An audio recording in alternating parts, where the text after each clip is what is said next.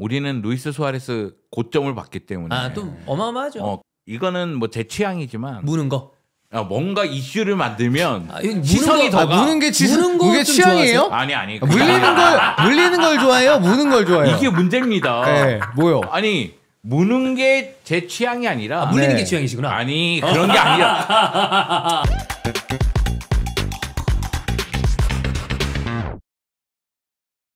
2025년 3월 31일 월요일입니다. 3월의 마지막 날 밤에 진행합니다. 히든폴 SL 스타트하겠습니다. 안녕하세요, 박지훈입니다. 안녕하세요, 송영주입니다. 안녕하세요, 박찬우입니다. 네, 저도 그 외부 중계를 갔다 왔는데 네. 형님도 어제 지방 중계 갔다 오셨죠? 어제 예. 네, 형은 원더펀치 다녀오셨나요? 네네. 저는 그 중계를 하러 갔는데 서버가 터졌어요. 그래서 3경기를 해야 되는 일정이라 두 분께 조금 늦어질 것 같다. 혹시 모르니 좀 넉넉하게 말씀을 드렸는데 한 경기 끝나고 서버가 터지는 바람에 일찍 도착했어요. 네. 깜짝 놀랐어요. 늦게 온다더니만 형님 안녕하세요. 바로 옆에서 얘기해가지고 서버 어떻게 터지지? 근데 그게 이제 모바일이랑 온라인이 있는데 두 개 동시에 터진 걸로 봤을 때 약간 어디 공격을 받은 것 같아요. 그래서 뭐 디도스 공격 이런 거. 뭐 약간 그래서 뭐 대회를 뭐 진행을 할 수가 없는 상태라 일단 하나 하고 그다음에 얼른 복귀를 했는데 이제 끝나고 오면 그 차가 덜 막힐 시간이잖아요. 근데 완전 한가운데 오니까 와 1시간 반을 그냥 도로에서 어디서 붙었는데? 잠실. 잠실이면 제일 막히는 타이밍에 막히죠. 그러니까 완전 거기 강동 끝에서 이제 강소로 온 거니까 많이 걸렸습니다. 그래서 굉장히 어색한 메이크업 상태로. 네.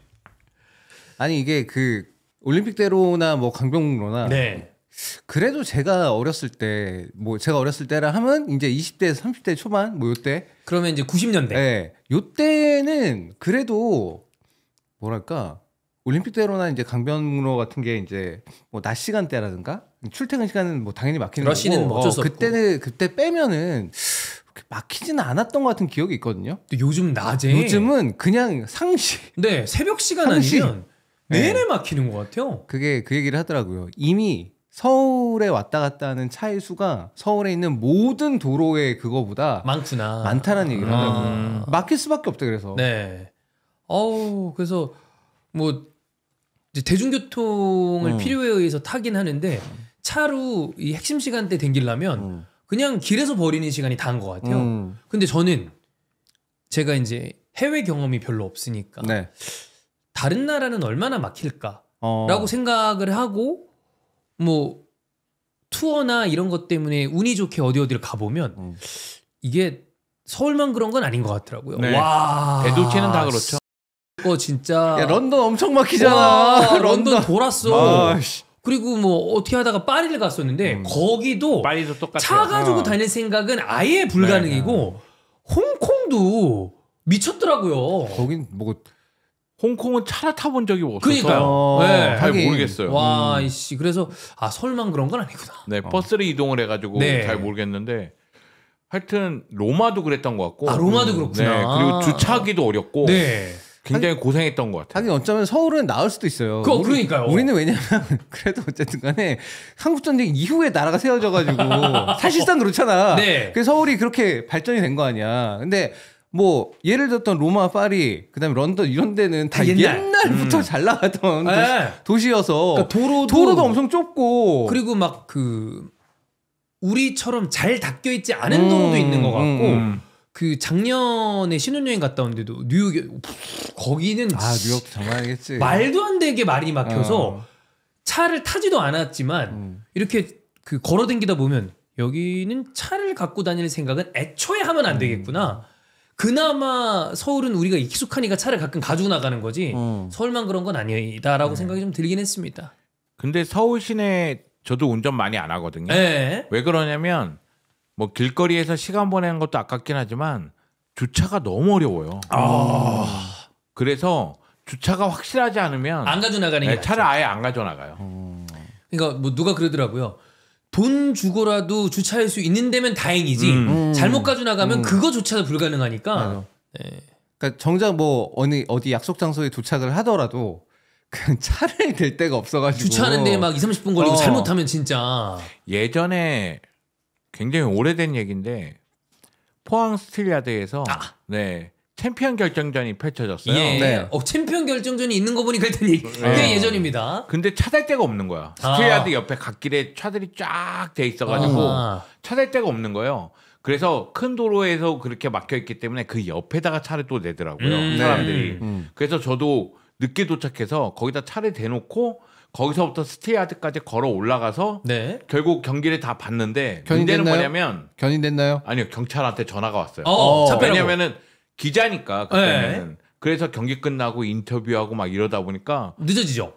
당신 뭐 하는 사람인데 차를 이따위로 대놔요? 막 그러는 거야. 남들은 다 빠졌구나. 그러면 도로 한가운데 그냥 차가 딱 갔더니만 진짜 도로 한가운데 내 차만 딱 있어. 그러니까 그 경찰도 어이가 없지. 어이가 없어서 뭐야 이거. 네, 존댓말을 하는데 뉘앙스가 정말 어이없는 인간이네 이런 느낌이었어.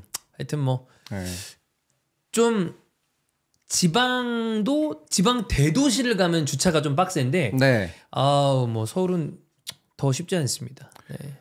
저는 이제 차가 없으니까. 예. 네. 사실 이제 잘 모르는데 이제 그건 있는 것 같아요. 차를 갖고 있었을 때 장점이 분명히 있겠죠. 이게 있죠. 네. 저는 이제 많이 생각은 안 해봤는데 생각을 해보면 그게 제일 큰 것 같아요. 그 집 말고 나만의 공간이 하나 생기는 거. 그것도 있죠. 차라는 곳이 그게 좀 큰 것 같아요. 사람들한테는 내가 내 차를 갖고 있었을 때 네. 장점은 집 말고도 밖에서 나만의 공간이 생기는 거. 그래서 뭐 때로는 요즘에 유행했었던 차박을 한다거나 네네. 아니면 또 혹시 형수님한테 혼이 나고 차에서 좀 있다가 집에 들어가신다거나 그런 사람도 있겠죠. 그렇군요. 언제죠? 제 친구 중에 한 명은 언제죠? 술을 먹지 말라고 해서 뭘 언제 하나요? 최근에 언제라는 거예요? 최근에 언제냐고요? 차에서 그렇게 잠깐 생각의 시간 없었어요. 생각의 시간 가진 적이 없나요? 네. 그 여행을 많이 다녀서 차가 여행 도구라는 생각을 좀 많이 갖고 있고 그 와이프한테 혼나면 저는 그냥 서재에 들어가 버립니다. 네, 차까지 안 나가고 그냥 서재에 들어가 버려요. 네. 근데 요즘에 평식이가 자기 서재인 줄 알고 자꾸 제 영역을 침범해서 그렇지. 사실상 그건 평식이 겁니다. 네. 근데 제 친구 중에 한 명도 술을 진짜 좋아하는데 네. 와이프가 이제 애도 있고 그러니 술을 끊어라. 그만 마셔라. 그러니까 집에는 술을 먹을 수가 없는 거예요. 네. 그래서 밖에서 술을 먹고 들어가야 되잖아요. 네. 그래서 항상 와인 한 병을 사서 차에서 마시고 들어가요. 아니 술을 끊으라는 이야기는 그것도 하지 말란 얘기 아닌가요? 그죠. 근데 도둑술을 차에서 마시는 거 아니에요? 네. 그래서 저한테 물어봤어요. 그 와인 저장하는 거 있잖아요. 셀러. 네, 그거 차에 연결하면 어떠냐. 와인을 제대로 즐기고 싶다. 그래서 꼭 집에 들어가기 직전에 음주운전은 안 되니까 회사에서 차를 몰고 집에 와서 아파트 주차장에 대놓은 다음에 거기서 와인 한 병을 까고 올라간대요. 아지트 같은 공간이 되는 거지. 근데 그러면 나름대로 또 혼나지 않을까요? 혼나죠. 혼은 나겠죠. 네. 혼나는데 그 술을 끊지를 못하니까 그 친구는. 그 약간 좀 다른 의미로 그 오디오 좋아하시는 분들은 사실 아무리 좋은 스피커와 어떤 앰프와 시스템이 있어도 공간이 확보 안 되면 아무 의미가 없는데 그쵸. 그래도 좀 시끄러워도 아주 되지 않는 그리고 이 차음이 되는 공간이 차니까 카오디오에 환장하는 분들은 또 거기다가 돈을 많이 쓰잖아요. 이제 오디오 좋아하시는 분들은 뭐 저도 아는 친구도 있고 아는 뭐 형님도 있고 하이파이 매니아들도 있죠. 있죠. 그게 돈 진짜 엄청 많이 들거든요. 진짜. 말도 안 되는 고급층이죠. 일본에서는 그 유명한 일화가 있지 않습니까? 전신주를 바꿨다고. 그 전류와 어떤 그런 것 전류 때문에. 들어오는 것 때문에 전신주를 바꿔달라고. 물론 이제 오디오 기기들이 그 전기를 좀 민감하게 좀 받아들이는 것들이 있기야 하겠지만 선재도 그렇고 요즘에는 그런 거에 대한 어떤 소위 말하는 오디오적인 미신들 이런 거를 유튜브들이 많이 좀 깨는 게 많이 있어요. 까보니까 뭐야 이렇게 되는 경우도 있고 까보니까 진짜 비싼 기기인데 아니야. 까보니까 아무것도 아니. 그래서 요즘에는 오디오 기기들 보면은 주로 차이파이라고 불러서 중국에서 제조된 그 제품들이 굉장히 저렴하면서도 성능이 꽤 좋고 성능은 매우 앞서 있는 그런 것들이 많이 나와서 알리 가면은 그런 거 많습니다. 제가 쓰는 DAC도 중국발 제품이죠. 그래서 알리에서 구입했습니다. 뭐 어쨌든 딴소리를 좀 해봤는데 PL은 FA컵만 진행이 되고 리그 경기가 진행이 안 됐습니다. 네. 그러나 세리아와 라리가는 또 진행이 됐기 때문에 유베 제노아 경기 투도르 감독의 이제 첫 번째 경기였고 그 다음에 또 바르셀로나 오사수나 이 수년된 경기가 네. 정말 무리한 일정 속에 들어갔지만 바르셀로나도 승리를 했습니다. 네. 네. 금요일 새벽에 펼쳐졌죠 오사수나전은. 그리고 오늘 새벽에 지로나전이 맞아요. 펼쳐졌죠. 그렇죠. 네. 그래서 그 경기들 두 경기 하고 아틀레티코 마드리드나 또 이제 나폴리 경기까지 쭉 한번 진행을 해보도록 하겠습니다. 먼저 유베 제노아 유베가 1대0 승리했고 투도르 감독은 승리를 했습니다.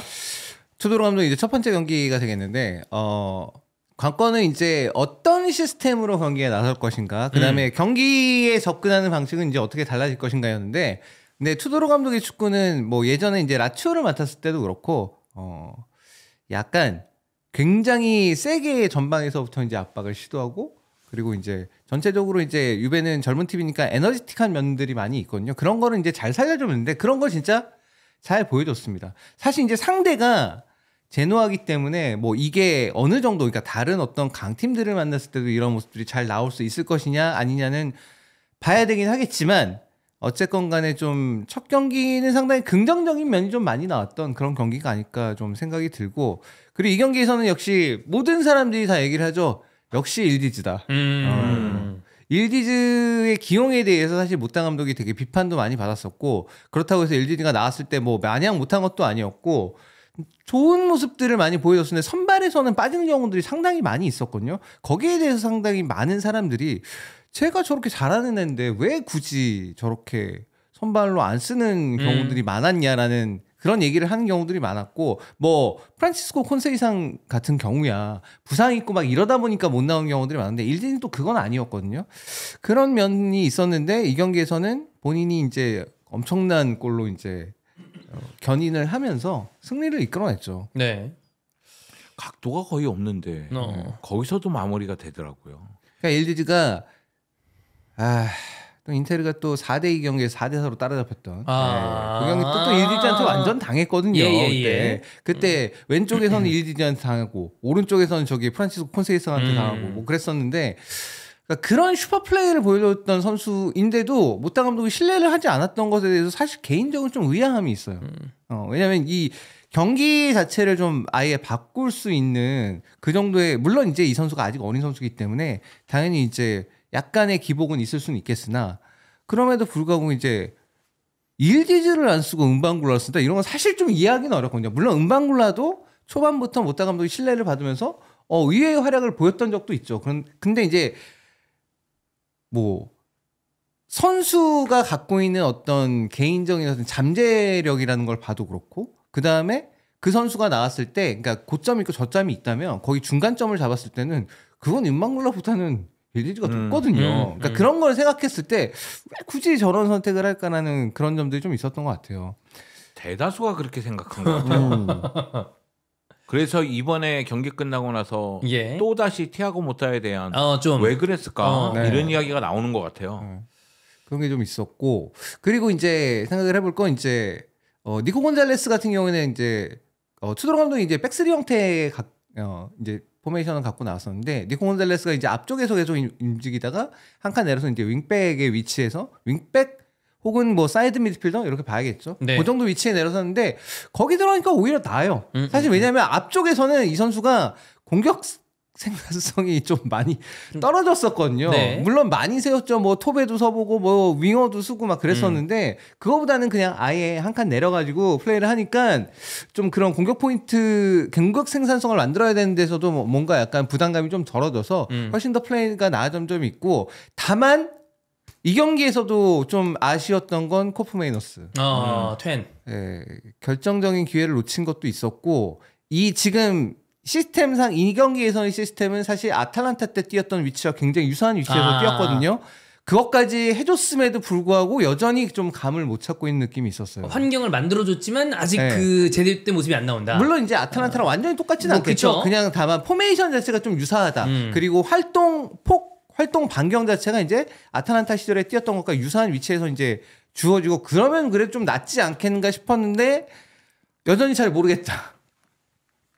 그래서 만약에 이대로 되면 코프메이너스는 그 큰 돈을 들여 영입을 했지만 잘 안 되는. 일단 지금 첫 번째 시즌은 큰 물음표를 남기고 그렇죠. 예. 네, 그렇게 이제 끝나가는 것 같아요.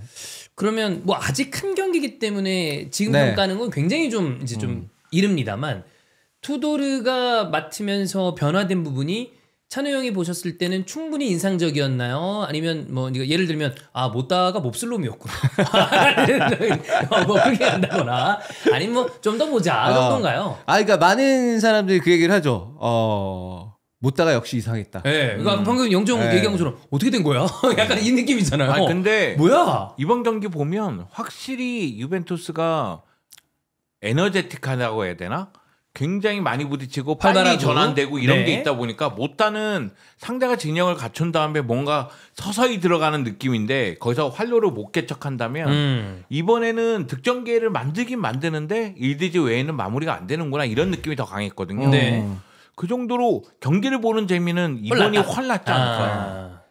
로카텔리 같은 그러니까 이날 경기 중앙 미드필더는 로카텔리하고 이제 케프란티랑 둘이서 나왔었는데 로카텔리도 여전히 엄청나게 잘하는 모습을 보여줬고 그러니까 이런 게 있어요. 그 라치오 때도 느꼈지만 투도르 감독 축구 자체가 보면은 뭔가 막 엄청나게 정교하거나 막 세밀하게 막 이렇게 들어가가지고 뭘 기회를 만들다기보다 굉장히 활발하게 많이 움직이면서 그러면서 약간은 뭐 우당탕탕하거나 투박한 느낌이 들긴 하지만 그럼에도 불구하고 어쨌든 계속해서 이제 빠르게 상대 박스까지 접근해가지고 거기서 거의 슈팅 만들어내고 뭐 이러면서 이제 축구라는 그런 느낌들이 많이 받았거든요. 이번 유벤투스도 그런 점에서는 비슷하다는 느낌을 받았고 어쨌든 부임한 지 며칠 안 돼가지고 한 경기였었는데 그 경기에서 바로 이런 걸 보이는 걸 보면 투도르 감독이 어쨌든 선수들한테 확실하게 얘기는 잘 했던 것 같아요. 그런 게 있으니까 바로 이 첫 번째 경기에서 이런 게 나왔죠. 자, 뭐 어쨌든 못다가 나간 다음에 바로 축구도 좀 바뀌는 모습이 있고 승리도 했기 때문에 이러면 이제 집에 있는 못다가 굉장히 좀 같네. 이런 생각을 할 수도 있지 않을까. 이러면 폭삭 망하는 건데. 약간 이런 그렇죠. 생각이 있겠죠. 고독하구만. 이런 느낌이 나올 가능성이 있습니다. 어쨌든 뭐 시즌이 뭐 이제는 뭐 많이 남지 않았잖아요. 그쵸, 8경기 남았으니까. 말미로 갔으니까. 그러니까 유벤투스 구단 입장에서는 이제 일단 한시름은 더는 것 같은데 일단 어쨌든 유베가 챔피언스리그에 나가야겠죠. 네. 나가야 그 다음부터 뭘 이제 좀 생각을 하고 정리도 하고 뭐 그럴 것 같아요. 그렇죠. 네. 자, 유베는 이렇게 투도르 감독이 첫 번째 승리를 가져왔고 바르셀로나로 넘어가겠습니다. 오사수나 경기 있었고 지로나 경기 있었고 계속해서 연승 중입니다. 바르셀로나. 그리고 오사수나가 조금 태클을 걸었죠. 네네. 예. 선수 교용에 대해서 태클을 걸었죠. 네. 이니고에 대해서 태클을 건 겁니다. 그렇죠. 그러니까 바르셀로나 입장에서는 A매치 이후에 센터백 기용에 대해서 좀 어려움이 있었거든요. 이니고도 사실은 부상이었어요. 그래서 스페인 대표팀의 명단에는 발표가 됐지만 부상 때문에 제외가 됐거든요. 네. 그런데 대표팀에 차출됐다가 제외된 선수에 대해서는 A매치 기간이 끝난 다음에 5일 이내는 경기에 출전할 수 없다는 규정이 있습니다. 그런데 4일 만에 경기에 출장했기 때문에 오사수나 입장에서는 태클을 건 거죠. 뭐 어쨌든 그거랑 별개로 한지 플릭도 이제 이 일정에 대한 이야기에 대해서 좀 그걸 하니까 테바스는 로테이션이나 잘 쳐해라. 네. 이런 얘기를 하면서 미친이죠. 제정신이 아닙니다. 와인 몇 잔 먹었나 봐요. 일단은 다시 한번 얘기하지만 A매치 이후에 오사수나전을 그렇게 잡은 거는 이해할 수가 없는 이해하기 어렵다. 경기 배정이에요. 이게 원래 8일에 있었던 경기인데 미냐노 박사가 세상을 떠나면서 연기된 거잖아요. 네. 그래서 바르셀로나, 오사수나 모두 5월 달에 경기가 재개되기를 원했단 말이에요. 근데 3월 27일 현지 시간으로 그날 배정이 됐어요. 그러니까 한지 플릭이라든가 라포르타라든가 아니면 오사수나 쪽에서도 야 우리 아틀레틱 클루브전 바로인데 이게 말이 돼? 이러면서 오사수나 쪽도 굉장히 불만을 토로했단 말이에요. 그죠? 근데 이날 경기가 배정이 됐고 경기가 전개됐습니다. 테바스가 말도 안 되는 얘기를 했댔죠.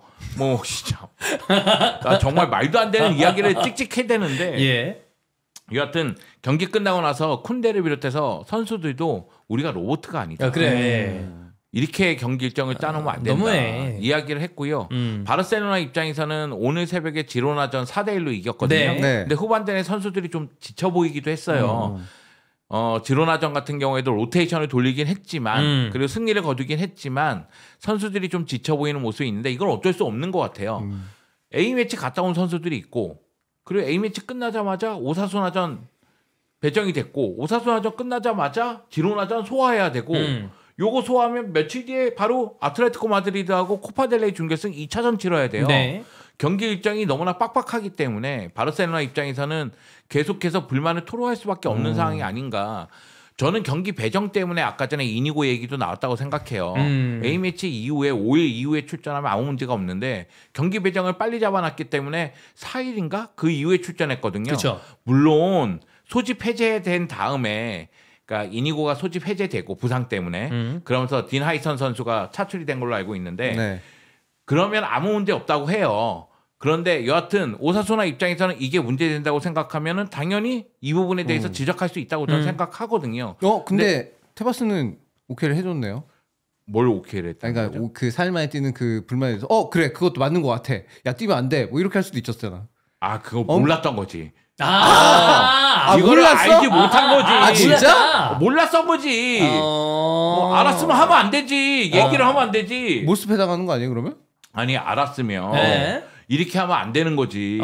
그럼 얘기를 해야지. 해야 되는데 제재를 가야지. 몰랐을 것이다. 몰랐을 거야 아마 내가 보기엔. 아무 생각 없어. 근데 내가 생각하기엔 달력에 다트 던져놓고 3월 27일이네? 이날합시다 이럴 수도 있는 사람이야. 테바스에 대한 불만은 네. 라리가 팀들 좀 전체적으로 다 가지고 있죠. 다 갖고 있는데 다 갖고 있지만 예.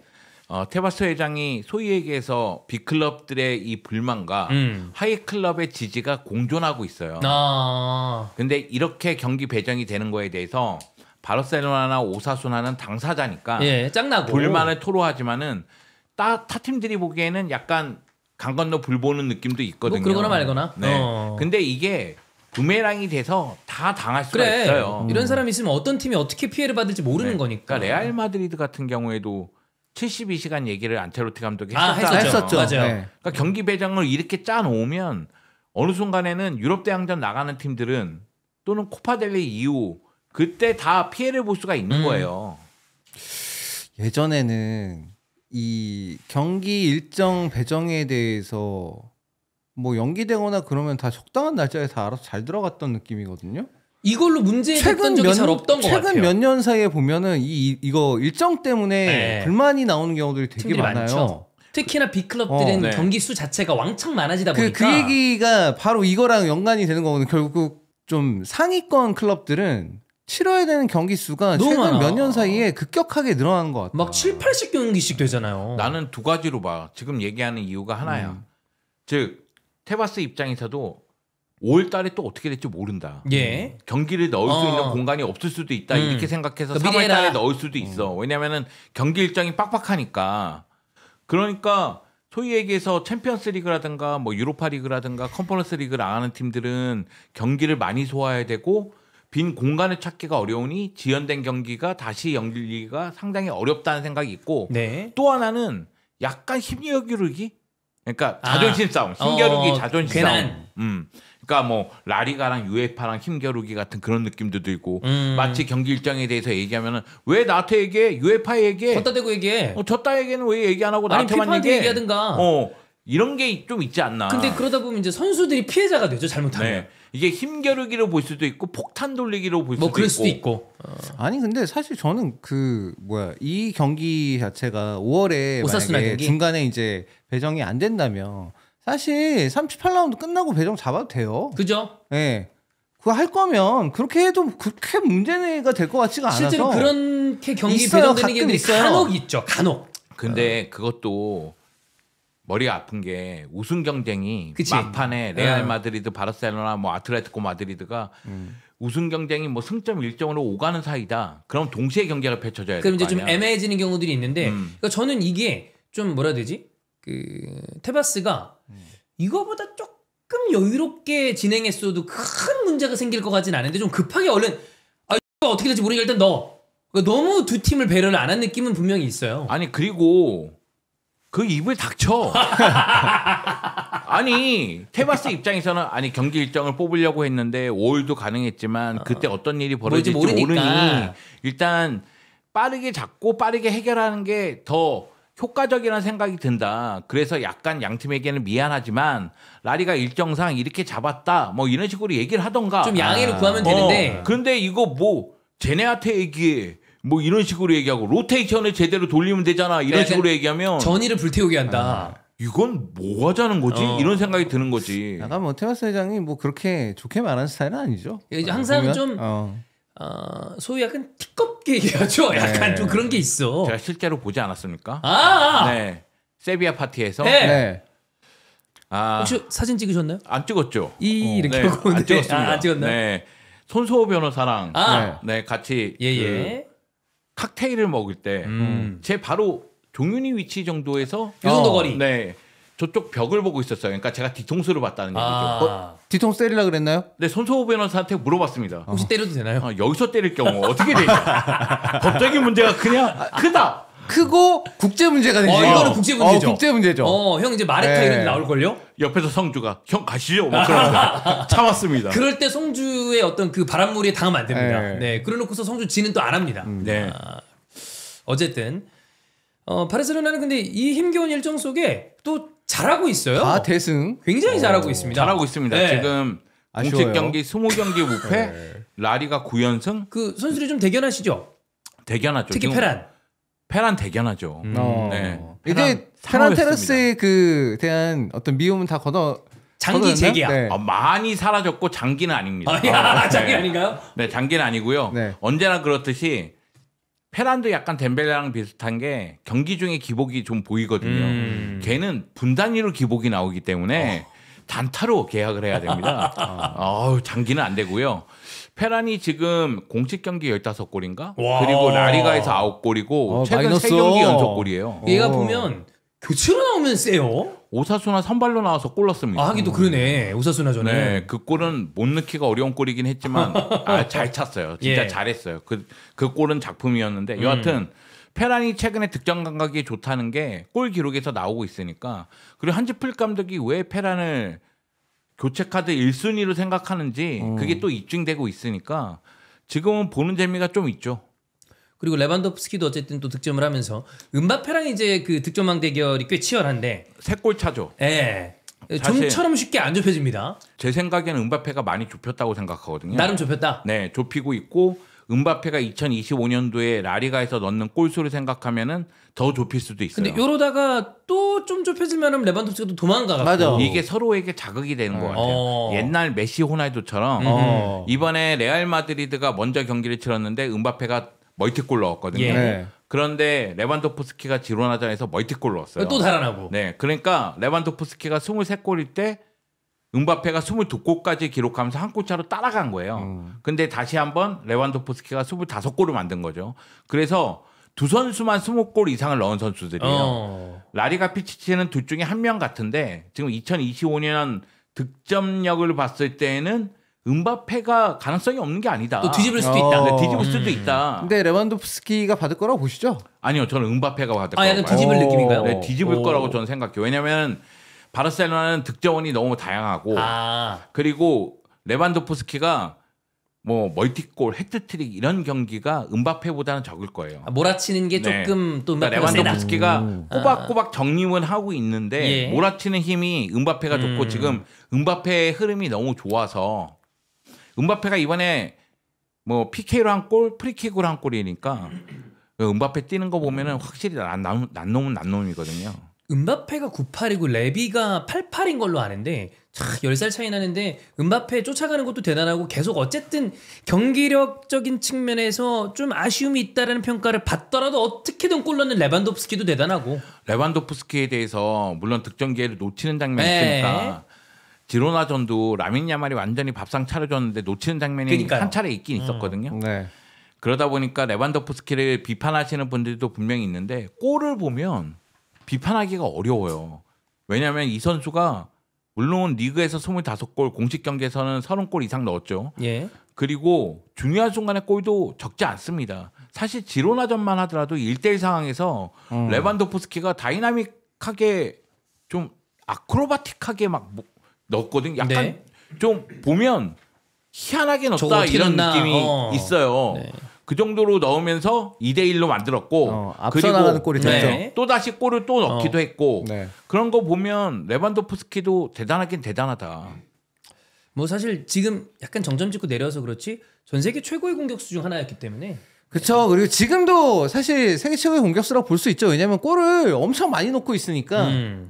그 항상 이제 캐캐묵은 논쟁 중에 하나. 네. 수아레즈, 벤제마, 레반도프스키가 있잖아요. 네.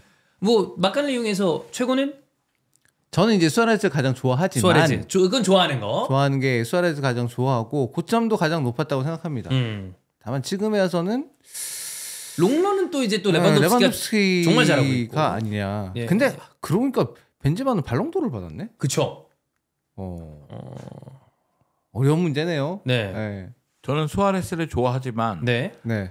일관되게 꾸준히 그리고 어떻게 보면은 분데스리가 라리가 리그를 바꾸면서 폭발해주는 그런 힘은 레반도프스키가 네. 좋지 않나. 레반도프스키다. 네. 그럼 이제 클럽 레벨에서는 레반도프스키 선수가 이제 그 누적도 이제 무시할 수는 없는 거니까 물론 이제 수아레즈는 이제 트래블의 일원이기 때문에 그것도 또 대단하죠. 그것도 또 엄청난 거긴 한데 그렇게 따지면은 네. 수아레스는 트래블 일원이고 벤제마는 챔피언스리그 3연패 3연패 또 일원이죠.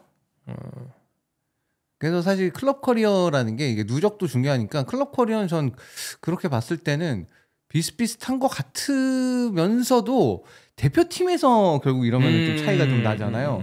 근데 대표팀에서는 레반도프스키나 벤제마는 별 차이가 없거든. 네, 맞아요. 왜냐면 벤제마는 못 뛴 시기가 있으니까. 뛰질 못했으니까 별 차이가 없어요. 또 그러면은 사실 레반도프스키도 바이언 시절에 네. 트래블 경험했어요. 그러네. 그렇네.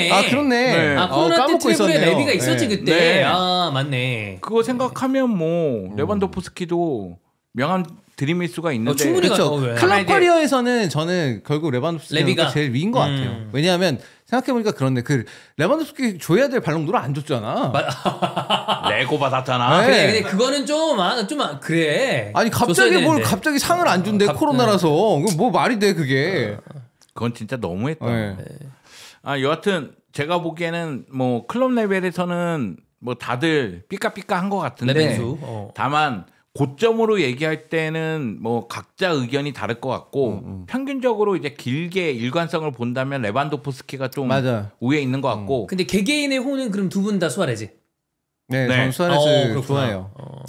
우리는 루이스 수아레스 고점을 봤기 때문에 또 어마어마하죠. 그리고 약간 이거는 뭐 제 취향이지만 무는 거. 뭔가 이슈를 만들면 무는 시선이 거- 더가 무는 게 무는 거 그게 좀 취향이에요? 아니 물리는 걸 좋아해요? 무는 걸 좋아해요? 이게 문제입니다. 네, 뭐요? 아니 무는 게 제 취향이 아니라 물리는 네. 게 취향이시구나. 아니 그런 게 아니라 뭔가 이슈가 있다는 거죠. 근데 무는 것도 이슈였고 그 핸드볼 그런 거. 네, 월드컵에서 진짜 그런 거 정말 별난 이슈였잖아요. 선수긴 해요. 가나와의 경기였죠. 네. 그건 진짜 미친. 그건 진짜 진짜 그 범인은 아니에요. 정말. 그러니까 그러고 PK를 넣어서 끝났어. 그러면은 그게 이렇게 지금까지 회자가 안 됩니다. 맞아. 그거를 기한이 차서 못 넣었잖아. 못 그게. 넣었잖아요. 그러니까. 그러면서 이게 두고두고 회자가 될 수밖에 없는 진짜. 그래서 돌이켜 생각하면 이런 기행들도 있는데 이런 기행 때문에 약간 드라마틱하다고 해야 되나? 그런 게 좀 있죠. 뭐 아무래도. 리버풀에서 바르셀로나 올 때 조항에 누구를 물지 않는다 뭐 이런 것도 들어가 있고 네. 그리고 바르셀로나에서 아틀레티코 갔는데 아틀레티코에서 라리가 우승도 우승했고. 하고 네. 그리고 지금은 친구 따라 마이애미 간다고 그거 가지고 또, 네, 거기 가서 또 열심히 하고 있고 행복 축구하고 있어. 그리고 또 소소한 네. 이슈지만 리버풀에서 아스날 갈 뻔했다가 소송도 한번 휘발리고 막 소송은 아니었고 막 그 바이아웃 조항 그 얘기도 맞아. 있었고 저는 개인적으로 사실 그 중에 그러니까 잘하고 못하고를 떠나서 좋아하는 건 벤제마거든요. 벤제마의 플레이 스타일이 또 유니크하잖아요. 네. 근데 이 새끼는 좀 좋아하려면 좀 애매한 게 굉장히 좀 그 말하기 애매한 것들이 그 저 예전 네. 발베나 건도 그렇고 그래 걔는 그 비디오 테이프 문제가 질이 있잖아. 좀 안 좋은 그런 이슈가 좀 있으니까. 그것도 있고 사우디로 간 것도 종교적인 문제도 있고 뭐. 여러 가지가 있으니까 다만 벤제마를 좋아하시는 분들은 벤제마의 약간 그 카리스마 같은 그런 느낌과 뭐좀 있어요. 까멜론 같은 모습이 있어요. 네. 왜냐면은 호날두 있을 때는 호날두에게 맞춰주고 또 맞춰줬죠. 호날두 떠나니까 자기가 해결사 역할하고 캐리했고. 이런 거 보면 또 매력적이죠. 매력적인데 또 이게 막 막 마냥 좋아하기에는 축구 외적인 부분이 너무 좀 저질이고 그렇죠. 네, 그런 것도 있어가지고. 있고 그리고 저기 비니시우스 꼽사리 준 것도 있고 그러니까 하여튼 좀 그런 게 있어요. 지금은 만약에 지금 다시 만약에 한 팀이었다 그럼 비니시우스가 거꾸로 꼽줄 수도 있습니다. 형 하지 마. 맞아. 그럴 수도 있어. 걔가 그러니까 벤제마한테 안 좋은 걸 배웠네. 그렇습니다. 근데 사실 비니시우스는 그 지금의 이미지랑 별개로 지금은 뭐 거의 축신 레벨이잖아요. 네. 근데 벤제마한테 꽃 먹고 그랬을 때는 진짜 존나 많이 놓치고 그랬는데. 그러니까 그때는 그거였죠. 쟤는 모든 게 다 되는데 슛이 안 어떻게 된다. 저 따위로 마지막 슛을 차지 막 그랬었잖아요. 그러니까 비니시우스도 그렇고 브라질의 잠재력이 뛰어난 유망주라고 듣는 이 어린 선수들이 좁아요. 그러니까 자기 플레이에만 집중해요. 그러니까 내가 여기서 드리블로 뚫고 슈팅해야지. 그러면 그 다음에 패스라는 선택지가 없어져 있어요. 그러니까 드리블만 하고 때리고 드리블만 하고 패스하고 뭐 이런 식이에요. 그러니까 시야가 좀 넓어질 필요성이 있거든요. 근데 비니시우스는 그 탈을 완전히 깨면서 나온 거고 다른 선수들은 여전히 좀 좁은 느낌이 들죠. 어쨌든 좀 다른 얘기로 세봤습니다. 레반도프스키와 음바페 또 지금 피치지 경쟁이 있기 때문에 잠깐 얘기를 딴 데로 돌려봤고요. 지로나는 지금 위기입니다. 7경기 무승이고요. 네네. 지로나는 제가 생각할 때는 미첼 감독 올 시즌은 그냥 실패했다고 생각하고 저 미안하지만 그냥 잔류하는 식으로 그렇게 가야 될 것 같아요. 왜냐하면 지로나의 위치가 애매합니다. 네, 잔류는 할 것 같은데 유럽 대항전은 못 나갈 것 같고 그리고 지로나 얘기를 많이 했지만 지로나는 해결사 도우비크, 에이스 사비오, 엔진, 알렉시 가르시아 다 나갔는데 이거를 제대로 외우지를 못했어요. 뭐 아벨 루이스, 미보스키 지금 부상이거든요. 그 도우비크 빈자리 메우려고 영입한 공격수들인데 제 역할도 못하고 지금 부상이고 단주마가 최전방을 책임지고 있거든요. 그런 측면에서 봤을 때는 미첼 감독도 고민이 좀 많이 될 것 같다. 제 느낌에는 다가오는 여름에 또다시 선수 영입을 통해서 팀을 만들 시간이 필요한 것이 아닌가. 그러니까 올 시즌은 어려워요. 여기다가 챔피언스 리그에서도 실패를 했기 때문에 어렵습니다. 그러니까 이렇게 돌풍을 일으킨 팀들이 다음 시즌에 그 돌풍을 그대로 이어가는 건 되게 어려운 쉽지 않아요. 네, 확실히 어려워요. 특히나 이 주전급들 핵심 멤버 뺏기고 유에파 대항전을 병행했을 때 그 몰려오는 폭풍들을 그런 감독들이 그런 선수단을 가지고 유지하는 게 뭐 예를 들면 다음 시즌에 뭐 좀 더 상황이 다르겠지만 잉글랜드 기준으로는 노팅엄이 얼마나 할까 이런 상황을 좀 봐야 되니까 결국 이제 챔피언스리그라는 가장 높은 수준의 대회 리그도 당연히 그러니까 리그는 뭐 상대하는 팀들이 각각이긴 하지만 이것도 어쨌든 가장 높은 수준의 대회잖아. 이 높은 수준의 대회 두 개를 병행한다는 것 자체가 지로나 같이 이제 규모가 작은 클럽들한테는 좀 어려움이 있을 수밖에 없는 거죠. 사실 그게 있잖아요. 라리가하고 챔피언스리그를 병행하면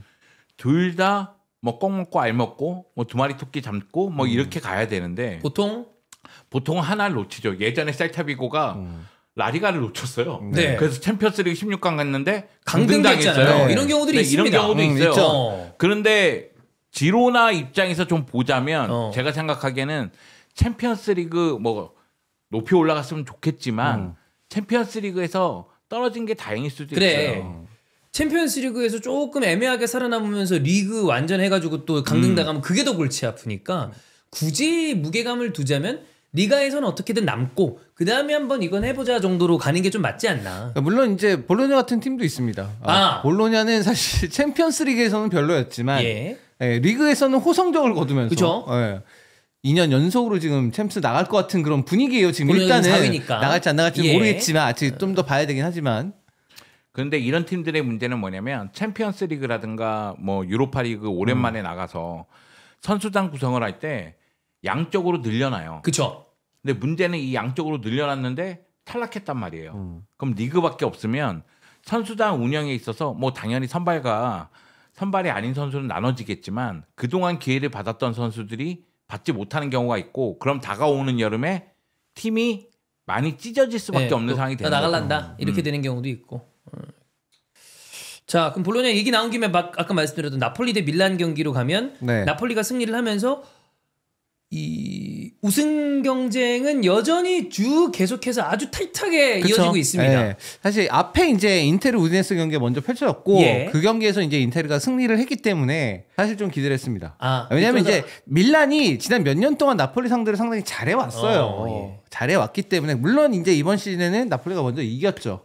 잘해왔기 때문에 조금 기대를 했었는데 무슨 기대를 한지 한 50초 만에 폴리타노한테 골 먹혀서 그런 이런 정말 그 골 먹혔어. 이게 진짜 절로 왔어. 에이씨 이렇게. 에이씨가 아니야 진짜. 이렇게. 아니 틀고 바로 하자마자 이렇게. 아니 태호 수비 왜 그따위로? 그러니까 물론 이제 패스 그게 이제 득점하는 장면을 보면 후방에서 이제 긴 패스가 들어갔는데 거기를 이제 폴리타노가 파고들어서 이제 그걸 따내는 건데 폴리타노가 원래 이제 우측 윙어니까 받은 위치가 이제 우측에서 받아서 가운데로 치고 들어가는 그런 움직임이었단 말이에요. 근데 내가 볼 때 태호 달리기며 잡을 수 있을 것 같았거든. 떨어지는 위치가 약간 애매하긴 했어요. 그냥 폴리타노가 그거 보고 바로 움직였기 때문에 태호 입장에서 저 내가 멀다 쫓아가지 말아야지 미리 포기할 수는 있는데 센터백들 보면 파블로비치가 그 옆쪽에 있어가지고 달리기 속도 생각하면 얘가 붙으면 안 되거든 그거는. 내가 생각할 땐 태호가 조금만 더 내가 빨리 쫓아가서 잡으면 물론 그러면 이제 반대편에 뒤쪽 자기 공간 자기가 막아야 될 공간 쪽으로는 당연히 디로렌초가 올라오겠죠. 그냥 그 공간을 막으라고 누군가한테 지시를 하고 차라리 그건 시간적인 여유가 있으니까 센터백이랑 풀백이랑 서로 스위칭하는 한계가 상황이 되더라도 차라리 파블로비치를 그쪽으로 가라 그러고 내가 쫓아가는 게 맞지 않았을까. 왜냐면 이렇게 쫓아가도 그러면 이제 파블로비치가 이렇게 빠지면 여기가 공간이 생길 텐데 그 공간이 이쪽에 있는 한 명의 나머지 센터백이 와서 이제 슈팅각도 막아주는 걸로 하고 본인이 경합을 하면 내가 볼 때 태호 달리기 속도면 될 것 같은데 가다가 그냥 말더라고요. 선택이 좀 애매했다. 네, 그래서 물론 경기 시작한 지 몇십 초 안 됐으니까 아마 좀 얼타고 있었을지도 몰라요. 그럴 수도 있어요. 그럴 수도 있는데 거기서 그냥 바로 먹히고 나서 그래서 이제 생각을 했죠. 이건 뭐 안 되겠다. 어렵구나.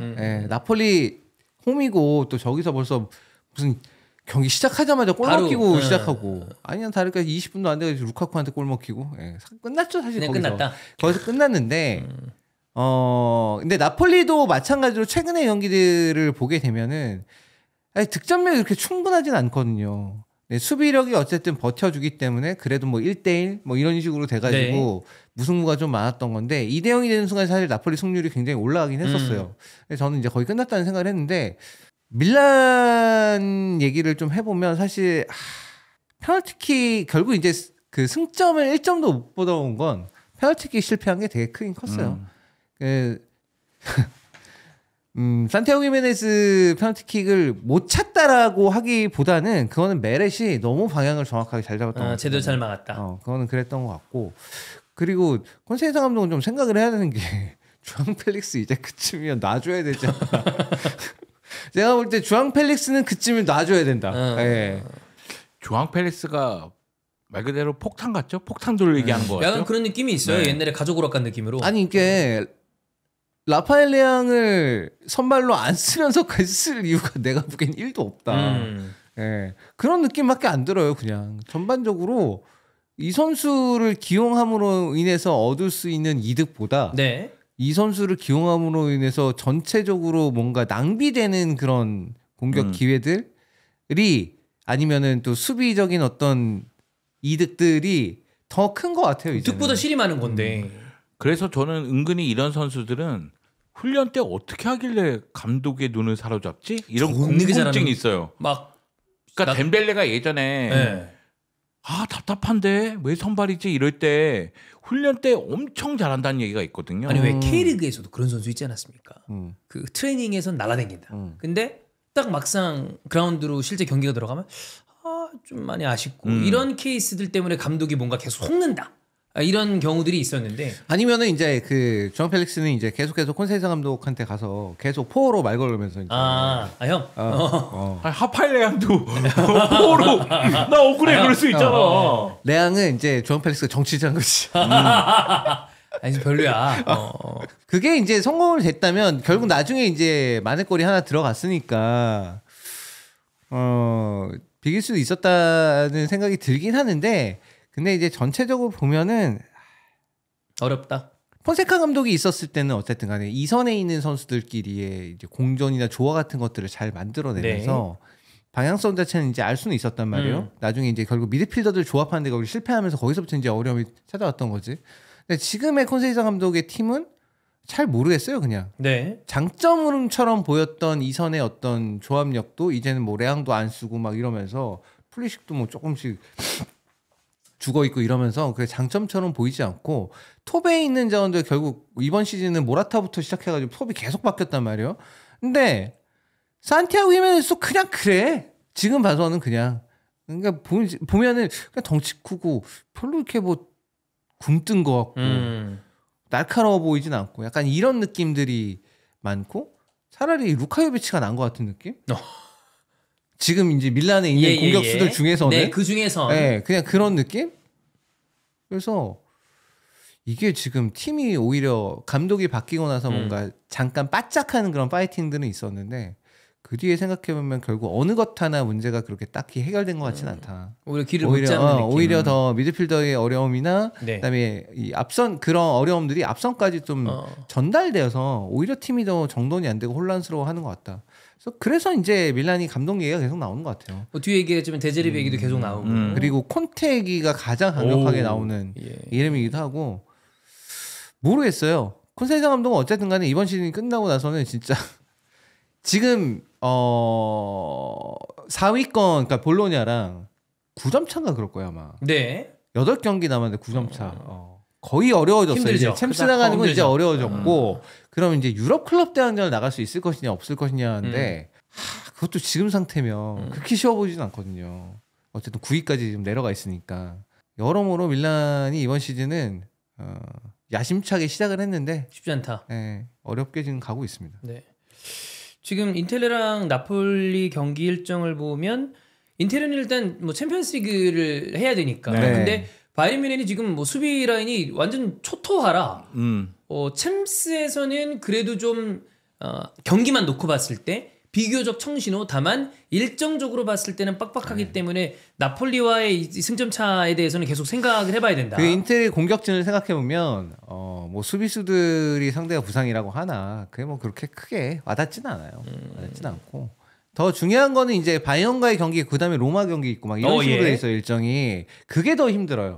로마가 최근에 어쨌건 간에 굉장히 좋은 상황이기 때문에 팀이 잘 지지 않고 계속해서 꾸역승을 계속 해나가는 그런 느낌이기 때문에 이게 일단 인텔 입장에서 굉장히 부담이 많이 되고 그다음에 그거랑 볼로냐전이랑 겹쳐 있을걸요. 그래서 그러니까 볼로냐 로마 이렇게 이어지는 경기들이 인텔 입장에서 너무 힘들어요. 어렵다. 예. 볼로냐한테는 안 그래도 지난 시즌부터 계속해서 좀 잘 못하고 있거든요 지금. 그런 상황이라 그 고비를 넘기는 게 제일 중요할 것 같아요. 라치오전은 사실 거의 시즌 말미 쪽이라 저는 이 정도면 어쩌면 그때는 우승팀이 가려질 수도 있겠다는 생각을 하긴 하거든요. 누군가가 미끄러지거나 막 그렇게 되면. 이게 한 뭐 5점, 4점 이렇게 벌어지게 되면 그 정도가 되면 사실 그건 두 라운드에서 뒤집기는 거의 불가능에 가깝기 때문에 저는 그 정도면은 거의 사실상 우승이 결정되지 않을까라는 생각이 들어서 라치오전은 뒤에 있는 거 그렇게 부담이 안 되는데 그 볼로냐, 로마 이렇게 가는 고지점이 제일 어려울 것 같아요. 네. 자 그거랑 별개로 이제 딴 얘기를 하나 드리자면 이제 루카쿠가 은퇴한 다음에 코치를 할 생각이 있다. 그 새끼. 아니 지가 남의 마음을 헤아리지도 못하는 새끼가 무슨 코치를 해. 네. 그래서 유아파 라이센스도 좀 따고 뭐 할 생각이 있다고 합니다. 네. 응원할게요. 잘 한번 해보시길 바랍니다. 네. 왜 응원해요? 루카쿠 저기 바르셀로나 가야지. 아니 나폴리에서 우승하라고요. 응원한다고요. 그런 거 있잖아요. 너 같은 새끼 한번 나와봐라. 가끔 이제 원망 섞인 얘기로 부모가 자식한테 하는 것처럼 이 새끼 감독돼서 지 같은 선수 한번 맡아보면 정신이 좀 번쩍 들지 않을까. 네. 근데 또 감독 때는 또 이뻐하는 경우도 있긴 있었구나. 뭐 사실 오락가락해서 팬들이랑 사이가 이제 나빠지는 거지. 그렇죠. 그러네요. 네. 뭐 그러니까 감독들은 싫어한 적은 없는 것 같아요. 왜냐하면 이 선수가 밖에 나와서 하는 태도들이 그러니까 축구 외적인 그런 것들 때문에 뭐 이제 인터뷰나. 이슈가 돼서 이랬던 거지. 이 선수가 훈련도 엄청나게 성실하게 하고 그리고 이제 경기장 안에서는 굉장히 열정적으로 뛰고 물론 이제 큰 경기에서 약하다는 거 그건 또 별개의 문제죠. 그거가 뭐 축구를 열심히 하는 거랑은 별개의 문제니까. 태도 안 좋은 거랑은 또 별개니까. 별개의 문제니까. 예. 그래서 훈련장에서나 아니면 경기 장 안에서나 뭐 이런 건조는 문제를 일으킨 선수는 아니죠. 그러네. 팬들을 먹이는 거네. 예, 좀 이제 또 다른 스타일이네요. 그렇습니다. 자, 그다음에 에스파뇰이랑 아틀레티코 마드리드 경기를 봐야 되는데 승점을 3점을 추가를 못했습니다. 아틀레티코 마드리드. 1대1 무승부 기록했고요. 아틀레티코 마드리드 아르헨티나 대표팀 출신들이 많아요. 그죠. 네. 로메로 링크도 또 있으면서. 근데 아시겠지만 아르헨티나가 브라질하고 붙고 대승 거두긴 했지만 브라질전은 라이벌전이잖아요. 예. 그래서 힘을 많이 쏟아서 아르헨티나 출신들을 많이 선발해서 제외했어요. 물론 이제 아들 시메오네가 브라질전에서 골 맛을 보기도 했는데 이 경기는 아들 시메오네는 선발 출전했고요. 브라질전에서 선발로 뛰었던 뭐 로드리고 데폴이라든가 훌리안 알바레스 이런 선수들은 벤치에서 시작을 했습니다. 그리고 세르로트가 선발로 나왔는데 제가 느끼기에는 다 안 좋았어요. 그러니까 세르로트, 그리즈만, 아들 시메오네, 사무엘 리누 공격 전개에서 다 문제가 있었고요. 그리고 아틀레티코 마드리드는 중앙 쪽에서 코케라든가 로드리고 데폴이 사실상 공수 연결을 많이 해줘요.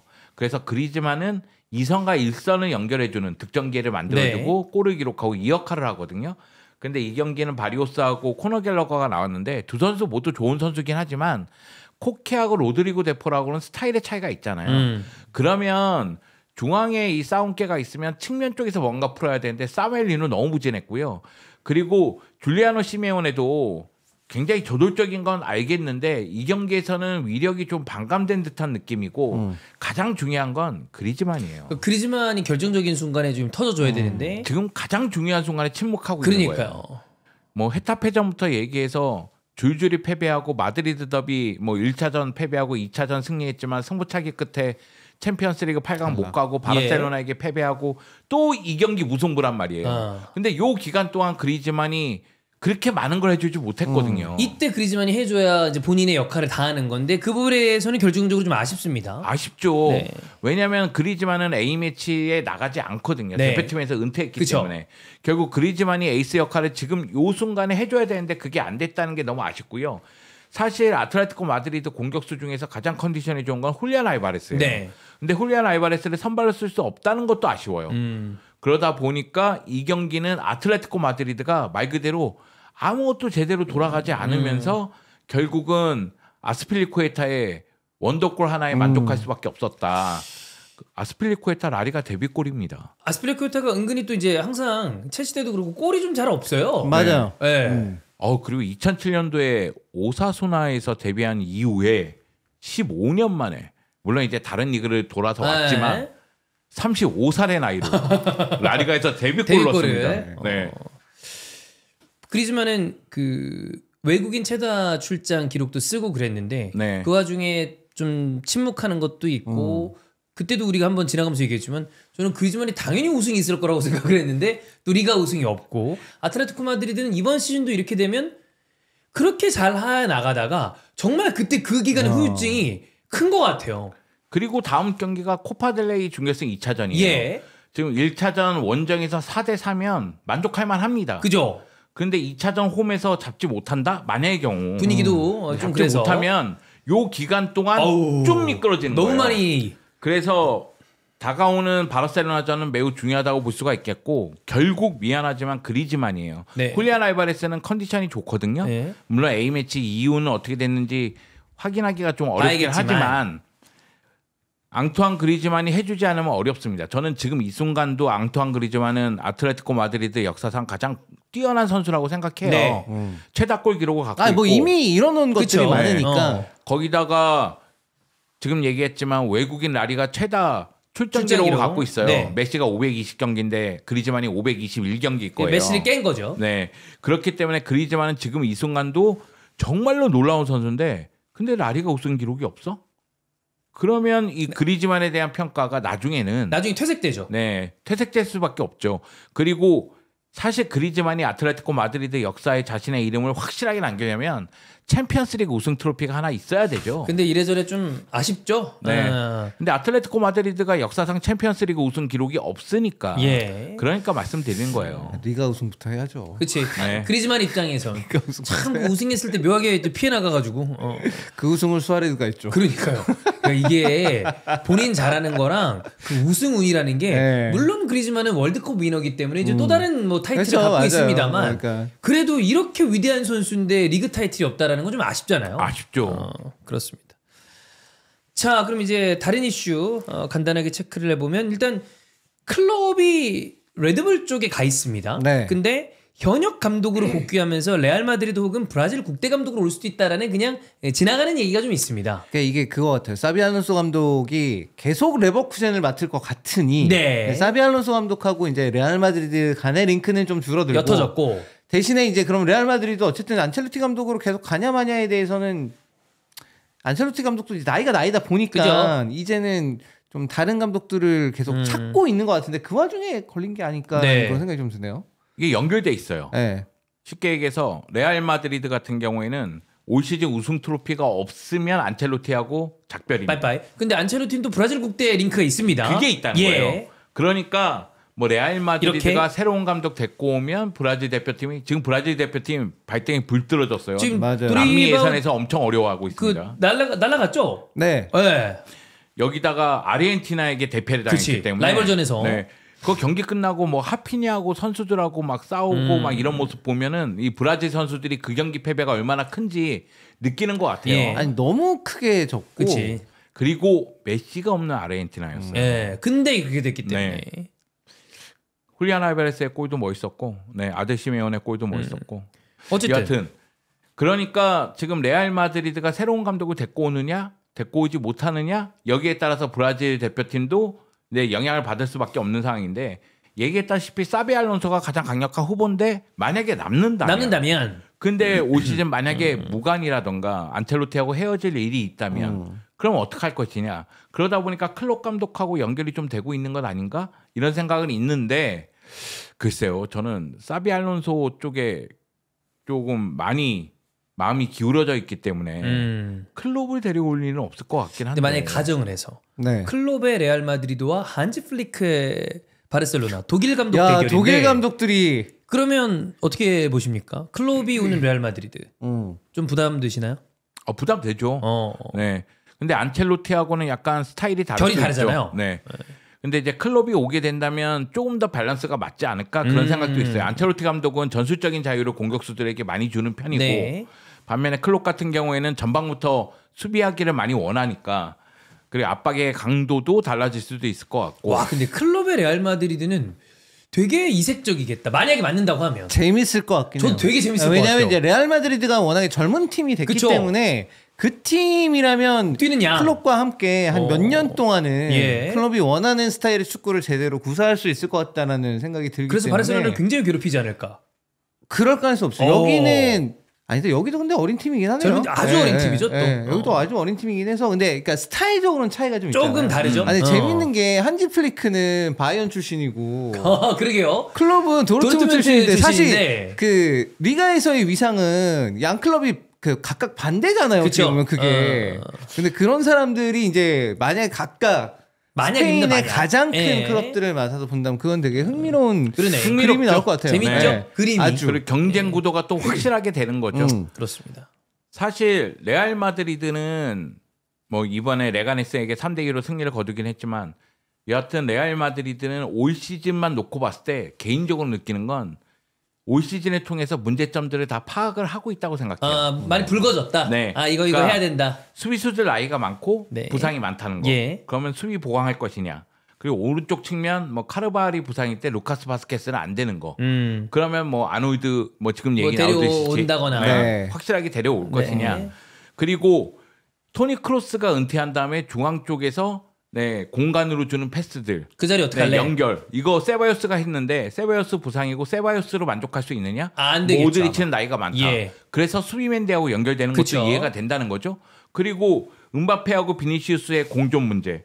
이것도 확실히 확인을 했기 때문에 그러니까 올 시즌 뭐 레알 마드리드가 약하다는 게 아닙니다. 그리고 제가 얘기하는 문제들이 큰 문제라고 생각하지도 않아요. 근데 소소하게 바꿔줘야죠. 네, 밸런스를 맞추려면 팀이 더 강해지기 위해서는 지금 얘기하는 부분들을 살짝 교정을 해주고 새로운 선수를 영입하고 그럴 필요성이 있거든요. 네. 그걸 확인하는 시즌이 아닌가. 물론 그걸 확인하면서 우승하면 더 좋겠죠. 네. 그 레알 마드리드는 제가 여러 번 얘기했지만 경기가 안 풀린다 싶어도 경기 끝나면 결과는 가져가요. 그러니까 선수들의 퀄리티가 굉장히 높아요. 그래서 레알 마드리드는 올 시즌 문제점들을 좀 많이 확인하면 네. 다음 여름에 보강하고 좀 한 단계 도약하기 위해서 노력하지 않을까 생각합니다. 그렇습니다. 그거하고 그 우리가 EPL 히든풋볼에서도 좀 다뤘었는데 페니 스포츠 그룹이랑 그 카타르 투자청 쪽에서 사실 라리가에서도 이제 대형 자본이 들어갔다가 참혹하게 마지막을 좀 보냈었던 말라가죠. 말라가 인수 얘기가 다시 나오고 있습니다. 말라가가 어디가 매력적일까요? 글쎄요. 저는 매력적이지 않아요. 말라가가 왜 매력적이죠? 왜 네. 여기를 이렇게 노릴까? 아 이거는 덕현이 불러서 물어봐야 되는 거 아니야? 덕현이만 좋아하는 거 아니에요? 동네가 너무 좋다 그러던데? 거기 완전 좋죠. 그 지역 자체는 너무 좋아요. 네. 그러니까 이런 어떤 그 스포츠 투자 그룹들이 글로벌하게 세컨 팀들을 좀 만들고 이 네트워크를 만들기 그냥 위함인 건지 아니면 그 클럽 자체가 아주 매력적인 부분이 있는 건지 명확하게 파악하기 어려우니까. 이건 있는 것 같아요. 그 예를 들어서 뭐 이탈리아도 꼬모가 돈이 엄청 많잖아요. 네. 그럼 꼬모를 왜 샀을까? 그럼 일단 북부에 있다는 것도 북부에 있는 거고 네. 그 롬바르디아 주가 이제 네네. 이탈리아 내에서 가장 부유한 주 중에 네. 하나거든요. 거기 밀라노가 있으니까. 그렇죠. 근데 그 꼬모를 산 게 보면 어쨌든 관광객을 유치할 수 있는 꼬모 호수도 엄청 네. 유명하고 그래서 관광을 유치할 수 있어 장기적으로 봤을 때는 도시개발 프로젝트 같은 거 그런 개념으로 또 염두에 두지 않았을까? 그러면 말라가는 굉장히 휴양지고 매력적이죠. 좋으니까. 여기 휴양지고 날씨 사계절 내내 좋고 뭐 이러면 네. 여기에 클럽을 이제 클럽대로 이제 잘 운영을 하는 거고 그 다음에 이제 뭐 대규모적으로 뭐 개발 같은 것들을 해나가면 넣고 뭐 더 돈 세게 같은 거 더 많이 벌 수 있고 그렇게 그러니까 생각할 수도 있죠. 그런 거라면 이제 괜찮은 네. 매력적인 투자처라고 볼 수 있죠. 휴양지이기 때문에 2차적인 사업들, 그쵸. 뭐 휴양지 사업도 가능하고 여행 사업도 가능하고 이런 거를 또 벌일 생각이 있을 수도 있고 네. 또 하나는 말라가가 투자가 들어갔다가 라리가의 강팀으로 인식이 됐다가 투자가 쭉 빠지면서 훅 하고 무너졌잖아요. 네. 네. 그러면 이 팀은 라리가에서 뛰던 팀인데 하이리그에 내려가 그쵸. 있잖아요. 그럼 이 팀과 함께 다시 올라가겠다. 한번 다시 그런 그림을 만들 수가 있죠. 그리고 말라가가 라리가에서 힘을 발휘했을 때 어느 정도 시장의 확장성은 확인했다. 그러면은 이 팀을 투자해서 라리가로 가고 해볼 법하다. 네, 그 챔피언스리그로 가면 사이즈가 우리가 확인한 그대로가 나온다면은 이거 성공할 수 있다. 이렇게 계산할 수도 있는 거겠죠. 근데 저는 잘 모르겠어요. 왜 말라가에 목을 매는지. 목을 매는 건 아닐 거고 뭐 그냥 뭐 여러 가지 정도 아닐까요, 포트폴리오 중에 루머? 하나 생각을. 근데 이게 또 실제로 이루어진 것까지는 아니니까. 그렇죠. 근데 그것도 있을 거예요. 가격도 있을 거예요. 그래. 네. 보니까 싸더라고요. 네. 구단 인수하는데 1억 유로래. 요즘에 선수값이야. 네. 그러니까 아마 그러면 이 정도 금액의 투자 비용까지 생각하고 부채까지 생각하면은 사이즈 나오겠구나. 그럴 수 있는 거죠. 제가 생각하기에 더 매력적인 건 발렌시아예요. 네. 네. 근데 피터림이 말도 안 되는 가격을 책정해 놨잖아요. 그쵸. 드라마 협상의 기술 좀 봐라. 협상을 어떻게 해야 되는지를 몰라 걔는. 그게 그 이재훈 씨 나오는 건가요? 네네. 재밌나요? 재밌습니다. 저도 몇 편 안 봐서. 그렇군요. 근데 그래요? 재밌습니다. 예. 네. 알겠습니다. 백발을 휘날리면서. 그렇습니다. 네, 휘날리진 않죠. 백발이 딱 정해져 있는데. 요즘 제일 화제의 드라마는 그거잖아요. 폭삭소가수다. 그거는 뭐 그거는 버리니까 뭐 난리 났죠. 네, 네. 그렇습니다. 만약에 뭐 이스타에 대해서 여기가 이제 이스타 말라가를 인수하면서 이스타 TV에 제안해서 한국의 말라가에 대한 홍보 영상을 만들어 주세요. 네. 예. 단가만 맞으면 뭐 뭐든지 하죠. 단가만 맞으면? 그럼요. 네, 단가가 평소에 제작하는 거 한 10배 준다 그래요. 예. 더 좋죠. 10배 준다 그러는데 대신에 그 복장 같은 거 이제 다 말라가로. 다 갖춰 주고. 하죠. 그리고 라마단 기간 지켜야 됩니다. 그게 해 떨어지면 먹을 수 있다고 그러던데요. 네. 그것만 뭐 하면 좀 밤에 야식으로 좀 먹고 낮에는 좀 덜 먹고. 뭐 기간 지났으니까. 예. 그리고 또 지금 어쩌다 보니까 끼니로 굶는 경우가 굉장히 많습니다. 맞아요. 네. 그래서 뭐 그냥 그런 걸로 퉁치면 되지 않을까. 그런 거 저는 만약에 라마단을 한다 잘 지킬 수 있습니다. 어차피 밤에 자면 돼 그냥. 그래. 예. 그렇습니다. 자, 그다음에 이제 데제르비 밀란 얘기는 아까 잠깐 드렸고. 네, 데제르비 감독 뭐 계속 사실 밀란이랑 좀 거론이 됐죠 이전에도. 네, 됐었고 데제르비 감독이 또 밀란 팬이기도 하고. 네.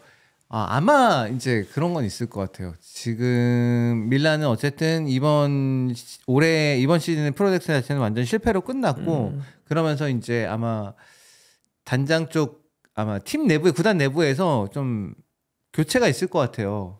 다시 이제 스포츠 디렉터를 명확하게 세우고 스포츠 디렉터 그다음에 이제 감독 다시 선임하고 이런 체제로 이제 갈 것 같은데 그 체제가 그것 때문에 이제 뭐 파라티치 같은 사람들 얘기가 나오는 것 같고 그 이후에 그렇게 되면 다음은 감독 선임을 해야 될 거 아니에요. 네. 지금 콘세이사 감독은 아마 안 될 것 같으니 감독 선임을 해야 되는데 그래서 이제 뭐 콘테를 강력하게 원한다라는 얘기가 이제 많이 나오고 있고 콘테면 어쨌든 우승을 시켜주니까. 콘테는 어떻게든 타이틀을 가져오는 사람이니까. 우승을 시켜주니까 그러니까 이제 이 얘기가 나오는 것 같고 지금 나폴리도 어쨌든 나폴리 지금 규모를 생각해봤을 때는 혹은 나폴리가 지난 시즌 어려움을 겪었던 걸 생각해봤을 때는 바로 갑자기 이렇게 우승 경쟁 물론 할 수는 있겠지만 예.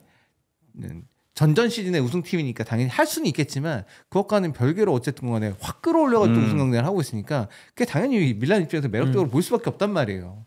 그래서 이 얘기를 하는 것 같고 데체르비 감독은 오게 되면은 이제 밀란이 다시 한번 또 이제 젊은 감독들한테 힘을 실어주는 그런 프로젝트를 가는 게 되겠죠. 한번 다시 해보자. 근데 모르겠어요. 몇 번 실패를 했거든요. 그럼 이제 안전빵으로 콘테로 가자. 예, 그럴 수 있죠. 일단 우리는 챔스 나가는 게 더 중요하다. 이렇게 생각하면은 콘테 선택하는 게 맞긴 한데, 근데 그렇다고 해서 콘테를 빼오는 건 쉬운 것도 아니에요. 그쵸. 여기 나폴리에서 빼야 돼요. 예. 만약에 이번 시즌 그러니까 우승이라도 해봐. 그럼 더 우승하면 차라리 쉬울 수도 있겠다. 어쩌면 우승하면 보통 다음 시즌에 다다음 시즌에 불화 생겨서 나가잖아요. 그러니까 우승하면 차라리 쉬울 수도 있겠어요. 근데 그게 아니라 우승 못하고 이러면 그럼 한 해까지는 더 보고 그러는 경우가 생길 테니까. 크고 그리고 데라우렌티스 회장 입장에서도 우승을 못했어도 어쨌든 간에 하위권에 그러니까 중위권까지 떨어졌던 팀 바로 그냥 우승 후보로 다시 복귀시켰고 챔스 거니까. 나갔고 그랬는데 자를 이유가 없거든요. 그럼 거액의 위약금 내가 받고 뭐 내보내던가. 근데 또 밀란 입장에서는 감독한테 콘테는 안 그래도 연봉도 많이 받는 사람인데 이 사람 데려오려고 또 이적료도 그럼 줘야 돼? 이러면은 또 쉽진 않죠 그게. 그렇습니다. 자, 뭐 요 정도 저희 SL 진행해 봤고요. 네. 다음 주가 챔스입니다. 다음 주가 챔스고 이제 바르셀로나는 이제 비교적 물론 도르트문트가 또 챔피언스리그에서는 강력한 모습을 보여줄 수 있기 때문에 까다롭긴 하겠습니다만 탑독의 위치고 아스날은 뭐 생각 안 하겠습니다. 네. 아스날이 레알과 왜요? 상대가 레알이니까. 아니 그래도 몰라요. 한번 해볼 수는 있죠. 개인적으로 인테르 바이어는 이제 인테르를 응원합니다. 뭐 응원하는 거는 고맙지만 쉽지 않아 보여요. 쉽지 않아 보이고. 근데 바이언이 또 이전에 그 바이언이랑 느낌이 좀 달라서. 원정 가서 그냥 대패만 안 하고 왔으면 좋겠어요.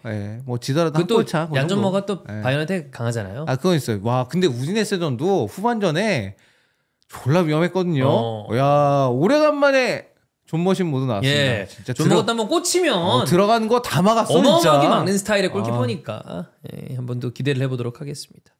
자 그럼 여러분 다음 주에 SL 돌아오도록 하겠습니다. 감사합니다. 감사합니다.